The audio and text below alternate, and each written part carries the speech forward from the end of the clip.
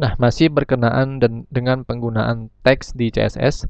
Jadi kalau di teks itu sendiri ada pengaturan tentang font. Jadi font itu berkenaan dengan style pada teks di HTML. Saya akan coba buat sebuah tag paragraf baru di sini. Misalkan ini adalah teks dengan font style, font CSS ya. Saya refresh dulu. Kemudian saya refresh. Nah, di bawah sini sudah ada paragraf baru. Jadi, saya akan buat sebuah ID lagi. Jadi, ID ini berbeda lagi dengan paragraf yang di atas. Misalkan P font. Misalkan saya buat teks saja. Teks font. Seperti itu. Namanya terserah dengan Anda yang buat. Saya simpan dulu. Saya buat di sini ID karena di ID jadi pagar. Namanya adalah text font. Nah, di font sendiri ada beberapa properti yang bisa kita pakai. Contohnya font size. Kita bisa menentukan ukuran dari font tersebut. Saya biasa menggunakan satuan PT. Misalkan saya buat ukurannya 25 poin atau PT. Saya save, kemudian saya refresh. Nah, kita lihat teksnya akan berubah menjadi lebih besar. Tentu ini ukurannya Anda tentukan sendiri.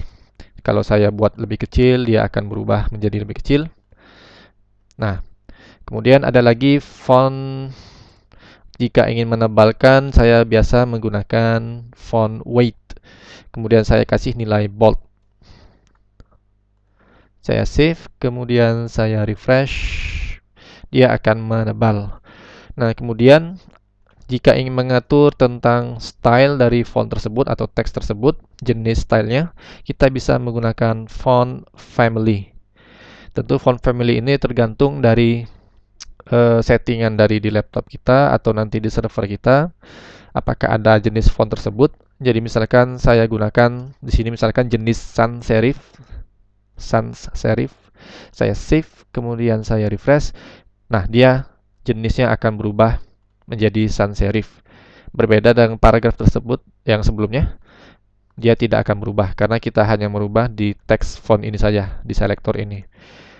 Kemudian saya rubah misalkan Arial. Misalkan Pro. Ini jenis font yang ada di laptop saya. Saya refresh. Nah, ini jenis Myriad Pro. Jadi bisa kita ubah dengan settingan yang ada di laptop kita jenis fontnya. Jadi saya akan ubah kembali ke sans serif.